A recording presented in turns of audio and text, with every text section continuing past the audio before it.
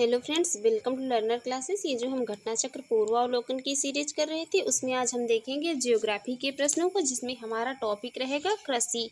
तो चलिए शुरू करते हैं। इससे पहले फ्रेंड्स आपसे रिक्वेस्ट है, यदि आप चैनल पर पहली बार हैं तो प्लीज़ चैनल को सब्सक्राइब कर लीजिएगा, वीडियो को लाइक कर दीजिएगा एंड शेयर करिए। एंड जो भी आपके सजेशन हो उसे कमेंट बॉक्स में ज़रूर बताइए। देखते हैं पहला क्वेश्चन है यहाँ पर, कृषि में शून्य जुताई या जीरो टिलिंग जो है के क्या लाभ हैं। शून्य जुताई कृषि में जो है या जीरो टिलेज भी जिसे कहा जाता है, के लाभ क्या हैं। तो यहाँ पर 3 स्टेटमेंट दिए हैं, बताना है कौन सा स्टेटमेंट जो है सही है शून्य जुताई के संबंध में। पहला स्टेटमेंट है, पिछली फसल के अवशेषों को जलाए बिना गेहूं की बुआई संभव है।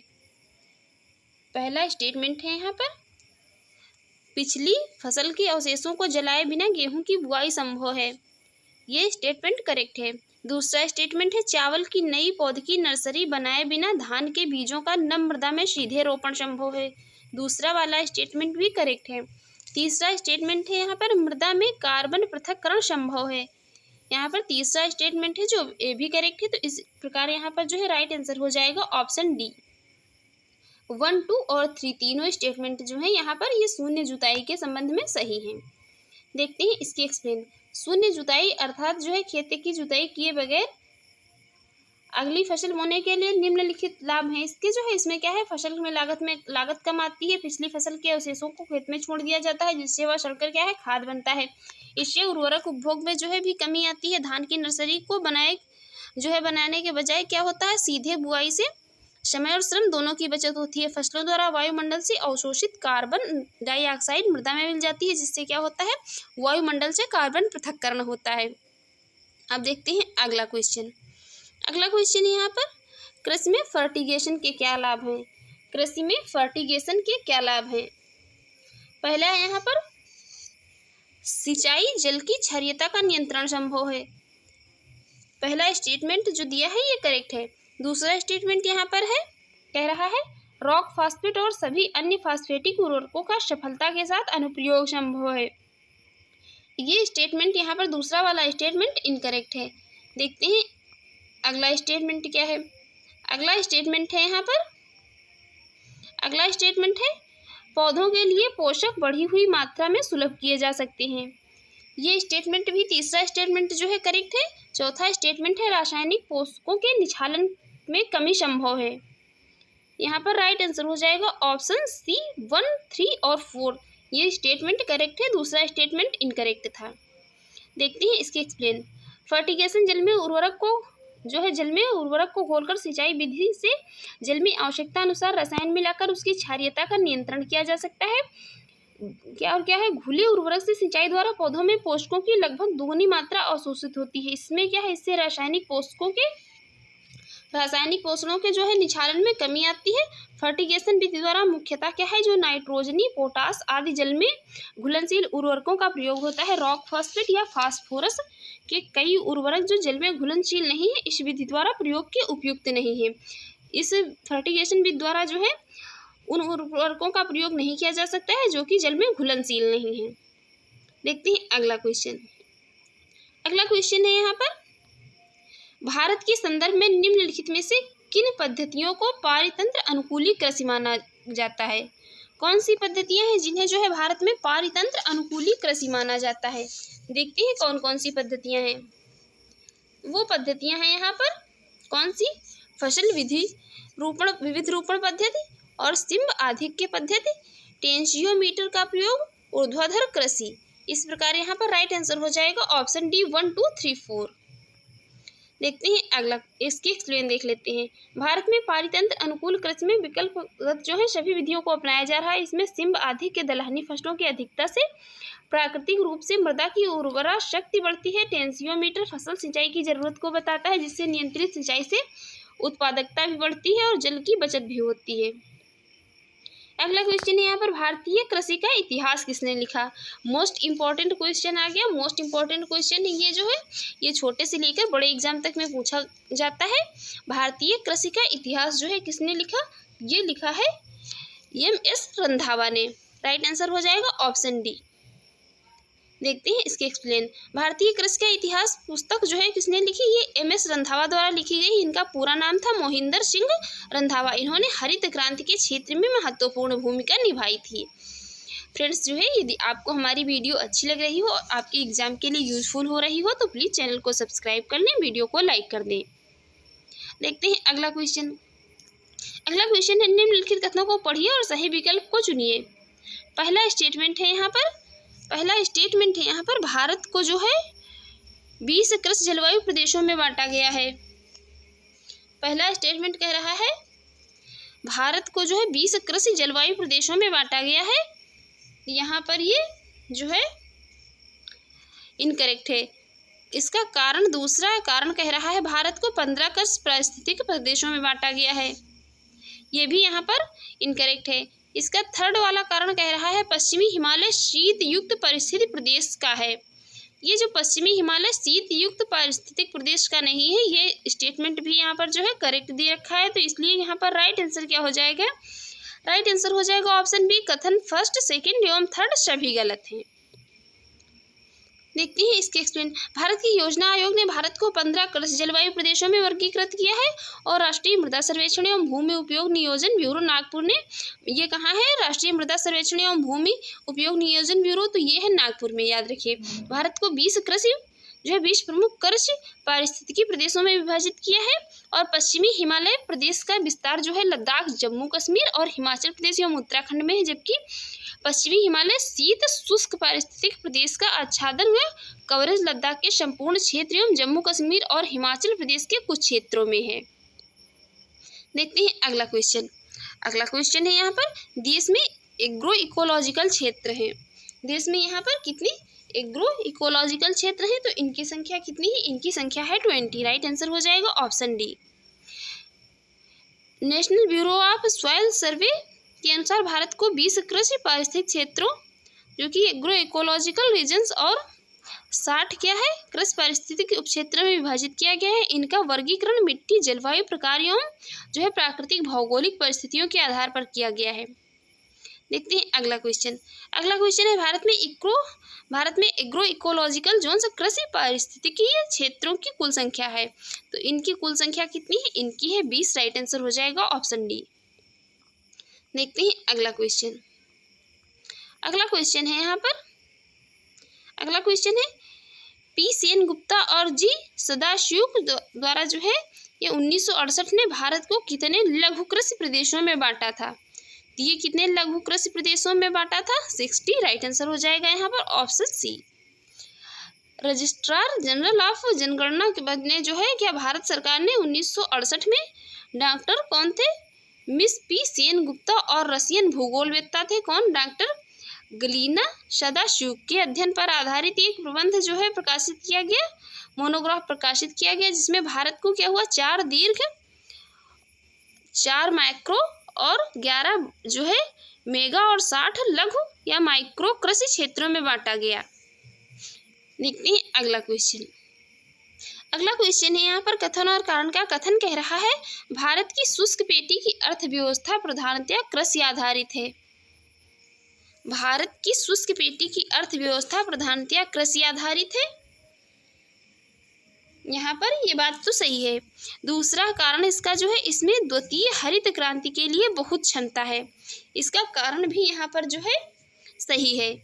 देखते हैं इसका राइट आंसर हो जाएगा ऑप्शन बी। ए और आर दोनों सही है, परंतु आर ए की जो है सही व्याख्या नहीं करता है। देखते हैं इसके एक्सप्लेन। भारत के शुष्क क्षेत्र में सिंचाई आदि की व्यवस्था उपलब्ध कराकर इन क्षेत्रों में हरित क्रांति लाई जा सकती है। कृषि यहाँ की अर्थव्यवस्था का मूल है, परंतु यह निर्वाह प्रकृति की है। देखते हैं अगला क्वेश्चन। अगला क्वेश्चन है यहाँ पर भारत की खाद्य एवं पोषण सुरक्षा के संदर्भ में विभिन्न फसलों की बीज प्रतिस्थापन दरों को बढ़ाने से भविष्य के खाद्य उत्पादन लक्ष्यों को प्राप्त करने में मदद मिलती है, किंतु इसकी अपेक्षाकृत बड़े विस्तृत कार्यान्वयन में क्या बाध्यता है? इसमें जो है क्या बाध्यता है बताना है।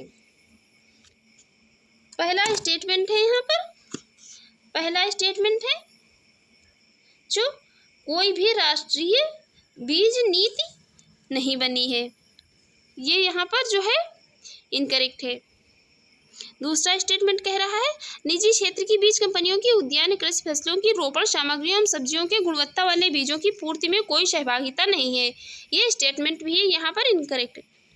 देखते हैं तीसरा स्टेटमेंट है निम्न मूल्य एवं उच्च परिमाण वाली फसलों के मामले में गुणवत्ता वाले बीजों के बारे में मांग पूर्ति अंतराल है।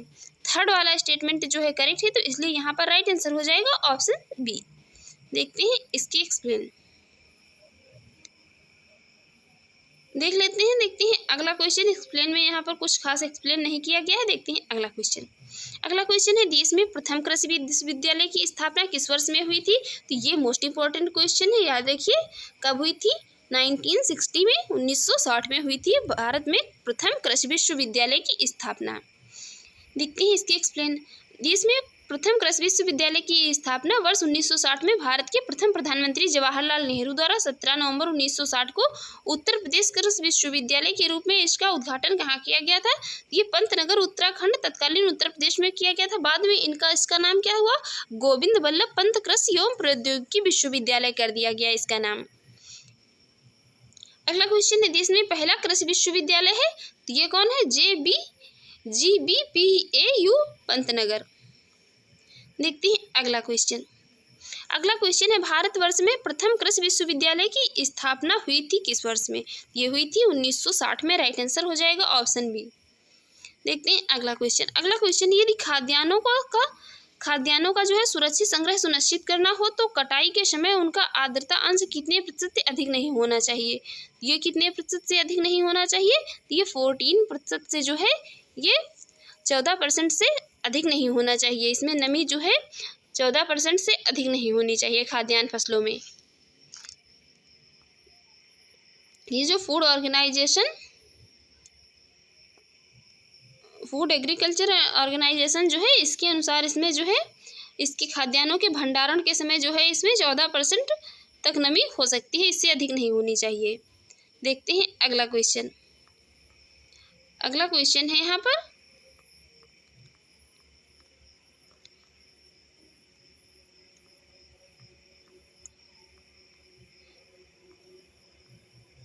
अगला क्वेश्चन है यहाँ पर भारत में भूमि उपयोग वर्गीकरण का सन्निकट निरूपण निम्नलिखित में से कौन सा है? भारत में जो है भूमि उपयोग वर्गीकरण का सन्निकट निरूपण निम्नलिखित में से कौन सा है? यहाँ पर राइट आंसर हो जाएगा ऑप्शन डी राइट आंसर हो जाएगा। नेट बुआई क्षेत्र जो है तो ये 47%, वन 23% और अन्य क्षेत्र कितना है? ये है 30%। वर्ष 2009-10 के आंकड़ों के अनुसार जो है भारत में शुद्ध बुआई क्षेत्र कितना है? तो ये 45.27% रहा है। वन कितना रहा है? वनों का क्षेत्र ये रहा है 23.28% तथा अन्य क्षेत्र कितना रहा है? तो ये अन्य क्षेत्र रहा लगभग 31.45%। देखते हैं अगला क्वेश्चन है यहाँ पर कृषि में युग्म पैदावार का आशय जो है डैश को उगाने से है। यहाँ पर विभिन्न मौसमों पर जो है 2 फसलों को उगाने से इसका युग्म पैदावार का आशय है कृषि में। राइट आंसर हो जाएगा ऑप्शन ए। देखते हैं इसकी एक्सप्लेन। कृषि में युग्म पैदावार का आशय एक फसल वर्ष के अंतर्गत जो है एक ही भूमि पर 2 या 2 से अधिक फसल उगाना है। उदाहरण स्वरूप क्या है? इसके अंतर्गत चावल और मक्का के मुख्य फसलों से पहले बसंत जो शीतकालीन गेहूं या आलू की फसल लगाकर अनाज की एक अतिरिक्त फसल के उत्पादन की अनुमति देता है। इसे क्या कहा जाता है? इसे कहा जाता है डबल क्रॉपिंग। अगला क्वेश्चन है यहाँ पर निम्नलिखित में से कौन सी मिश्रित खेती की प्रमुख विशेषता है? इसकी प्रमुख विशेषता है पशुपालन और शस्य उत्पादन को एक साथ करना। राइट आंसर हो जाएगा ऑप्शन सी। देखते हैं इसके एक्सप्लेन।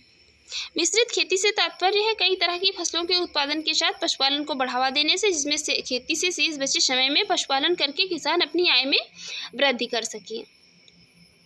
अगला क्वेश्चन है मिश्रित कृषि में सम्मिलित है। मिश्रित कृषि में यहाँ पर क्या सम्मिलित है?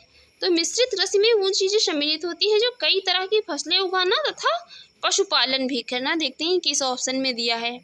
पशुपालन भी कर सकते हैं और जो है कई फसलों को एक साथ उगा सकते हैं। यहाँ पर जो है ये सी ऑप्शन में दिया है। राइट आंसर हो जाएगा ऑप्शन सी।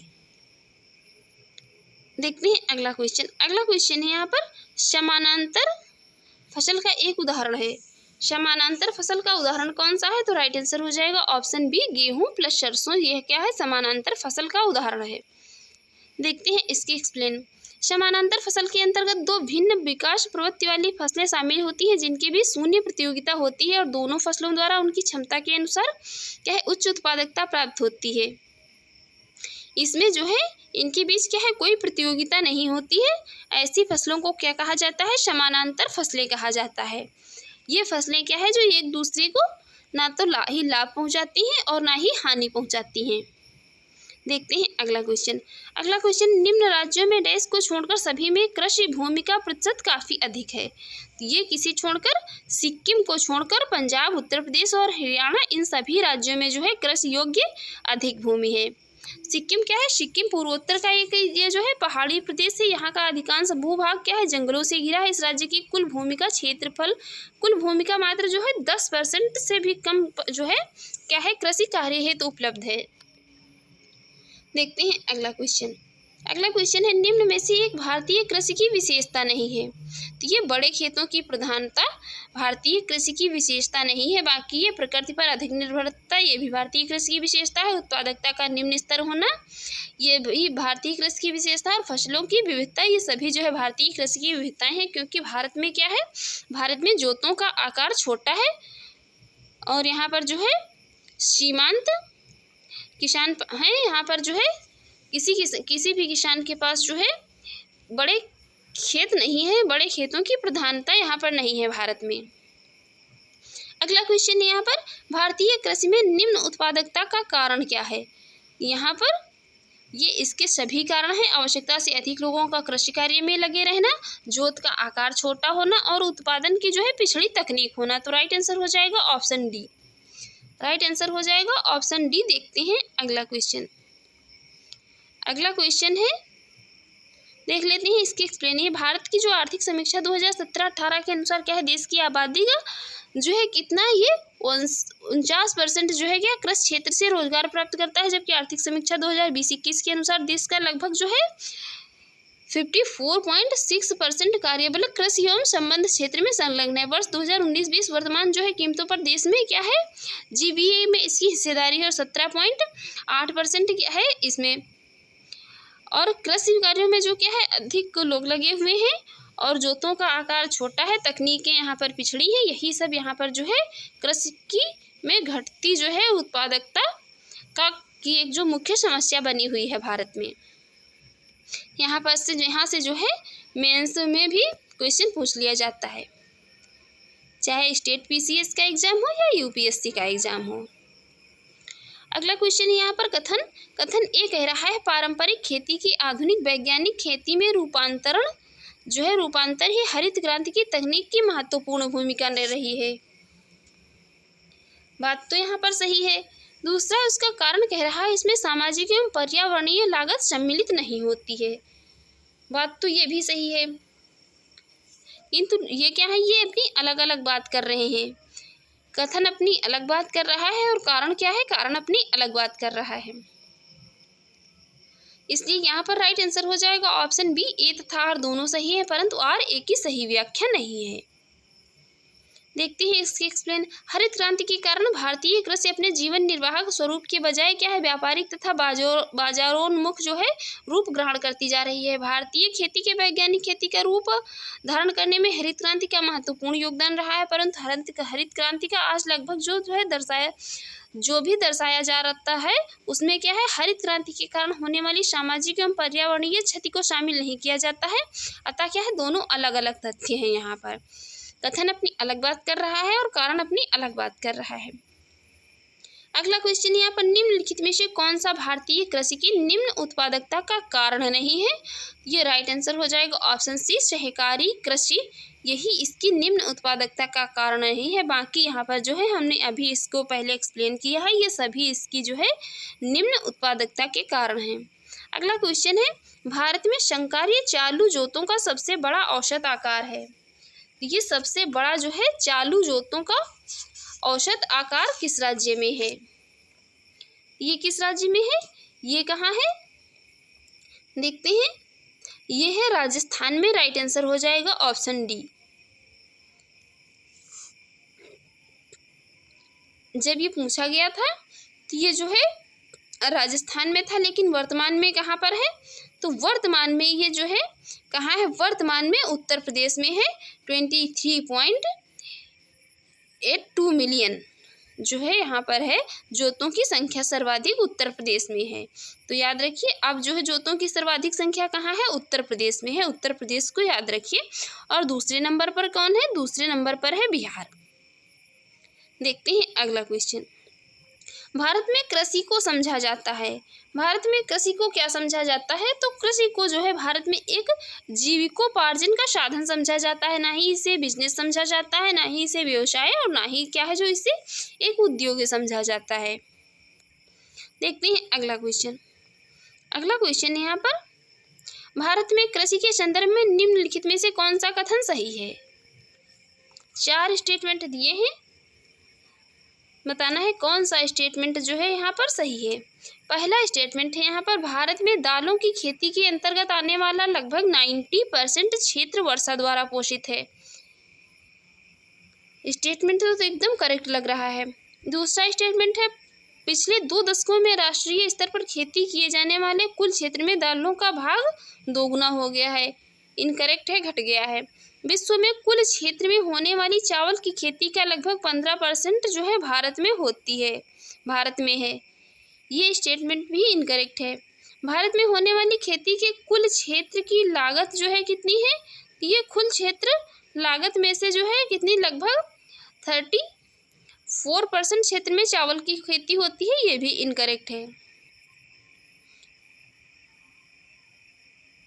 यहाँ पर जो है ये चावल की खेती कितने भाग पर होती है? ये चावल की खेती होती है 34.32% भाग पर जो है चावल की कृषि की जा रही है वर्तमान में। देखते हैं अगला क्वेश्चन। अगला क्वेश्चन है यहाँ पर, भारत में रासायनिक उर्वरकों के 2 बड़े उपभोक्ता हैं, तो वो कौन कौन से हैं? उपभोक्ता की यहाँ पर बात हो रही है, उत्पादक की नहीं। तो याद रखिए, उत्तर प्रदेश एवं आंध्र प्रदेश। ये 2013 और 14 में पूछा हुआ प्रश्न है।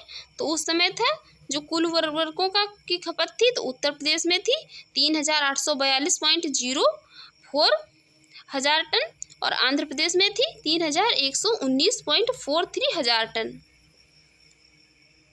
देखते हैं अगला क्वेश्चन। अगला क्वेश्चन है यहाँ पर, निम्नलिखित में से हरी खाद वाली फसलों में से किसमें नाइट्रोजन की मात्रा सर्वाधिक पाई जाती है? तो ये किसमें पाई जाती है? ये पाई जाती है बोडा या लोबिया। लोबिया की जो फली लगती है इसकी सब्जी भी बनाई जाती है।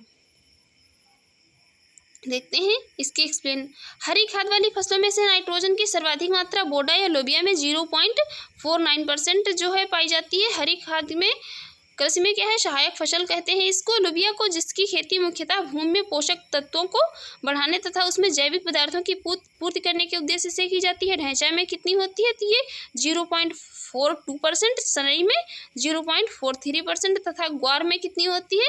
ये 0.34% नाइट्रोजन की मात्रा होती है। सबसे ज़्यादा किस में होती है? तो ये होती है लोबिया में। देखते हैं अगला क्वेश्चन। अगला क्वेश्चन यहाँ पर, नई सुधारी गई ऊसर में हरी खाद के लिए उपयुक्त है। तो ये कौन उपयुक्त है? ये उपयुक्त तो सभी हैं, लेकिन मोस्ट यहाँ पर यूजफुल है तो वो है लोबिया। देखते हैं अगला क्वेश्चन। अगला क्वेश्चन यहाँ पर, संतुलित उर्वरक प्रयोग किए जाते हैं। ये संतुलित उर्वरक प्रयोग सबके लिए किए जाते हैं, उत्पादन जो है बढ़ाने के लिए, खाद्य की गुणवत्ता उन्नत करने हेतु और भूमि की उत्पादकता बनाए रखने हेतु। राइट आंसर हो जाएगा ऑप्शन डी। देखते हैं अगला क्वेश्चन। अगला क्वेश्चन है यहाँ पर, दक्षिण भारत में उच्च कृषि उत्पादकता का क्षेत्र पाया जाता है। तो ये कितना पाया जाता है? कहाँ पर? ये पाया जाता है तमिलनाडु तट में। राइट आंसर हो जाएगा ऑप्शन बी। देखते हैं इसके एक्सप्लेन। उच्च कृषि उत्पादकता का क्षेत्र दक्षिण भारत में आंध्र प्रदेश का तटवर्ती क्षेत्र, तमिलनाडु का तटीय भाग, गुजरात का सूरत क्षेत्र तथा महाराष्ट्र के कोल्हापुर और सतारा क्षेत्र हैं। देखते हैं अगला क्वेश्चन। अगला क्वेश्चन है, पुनर्भरण योग्य भौम जल संसाधन में सबसे संपन्न राज्य है। तो ये है कौन? उत्तर प्रदेश।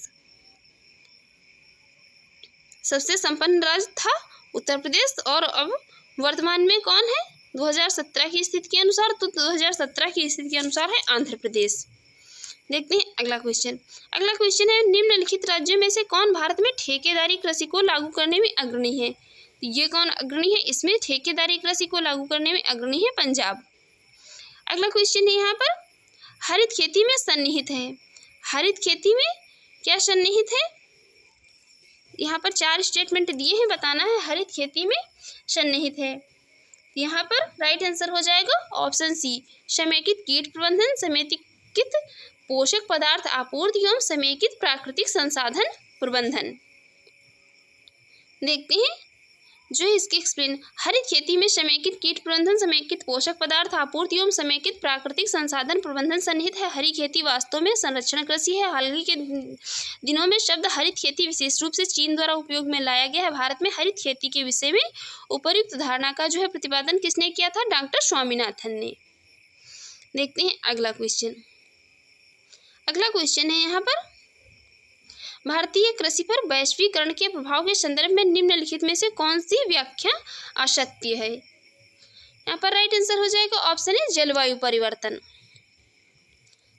भारत में वैश्वीकरण की शुरुआत किसके द्वारा? नरसिम्हा राव द्वारा, जो है नरसिम्हा राव सरकार द्वारा वर्ष 1991 में की गई थी। तब से लेकर आज तक भारतीय कृषि पर क्या है? वैश्वीकरण का अत्यधिक प्रभाव पड़ा है, जिनमें अंतर्राष्ट्रीय बाजारों तक भारतीय किसानों के उत्पादों की पहुंच, नकदी फसलों पर अत्यधिक बल, आय समानता में वृद्धि, आर्थिक सहायता में कटौती आदि शामिल है। वैश्वीकरण के तहत बड़े किसानों को अधिक लाभ होता है, जबकि छोटे किसानों को उतना लाभ नहीं मिल पाता है। जलवायु परिवर्तन पर वैश्वीकरण का जो है प्रभाव नहीं पड़ता है। देखते हैं अगला क्वेश्चन। अगला क्वेश्चन है यहाँ पर, निम्नलिखित में से कौन सा एक बीज ग्राम संकल्पना या सीड विलेज कॉन्सेप्ट के प्रमुख उद्देश्य का सर्वोत्तम वर्णन करता है? तो वो यहाँ पर कौन करता है? वो करता है यहाँ पर, राइट आंसर हो जाएगा ऑप्शन बी, किसानों को गुणवत्ता युक्त बीज उत्पादन का जो है प्रशिक्षण देने में लगाना और उनके द्वारा दूसरों को समुचित समय पर तथा वहन करने योग्य लागत में गुणवत्ता बीज उपलब्ध कराना। देखते हैं इसकी एक्सप्लेन।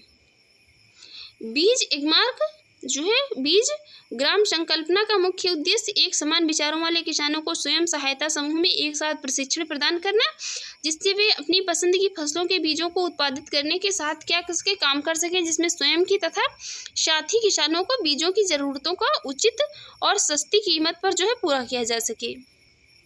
अगला क्वेश्चन यहाँ पर, एगमार्क क्या है?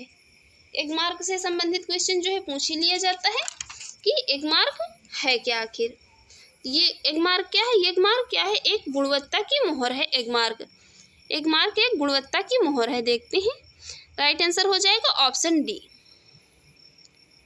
एगमार्क केंद्र सरकार द्वारा क्या है? प्रायोजित योजना है, जो कृषि उत्पाद ग्रेडिंग एवं मार्केटिंग अधिनियम 1937 के अंतर्गत कृषि और संबंध उत्पादों की जो ग्रेडिंग और मानकीकरण को प्रोत्साहित करती है। वर्ष 1938 के बाद से यह योजना अब तक क्या है? लगातार लागू है। देखते हैं अगला क्वेश्चन। अगला क्वेश्चन यहाँ पर, भारत में क्या है? सीमांत कृषि भूमि जोत का आकार कितना है? तो इसका आकार कितना है? 1 हेक्टेयर से कम। राइट आंसर हो जाएगा ऑप्शन डी, 1 हेक्टेयर से कम। भारत में देखते हैं सीमांत कृषि किसे कहा जाता है, जिनकी जोतों का आकार कितना है?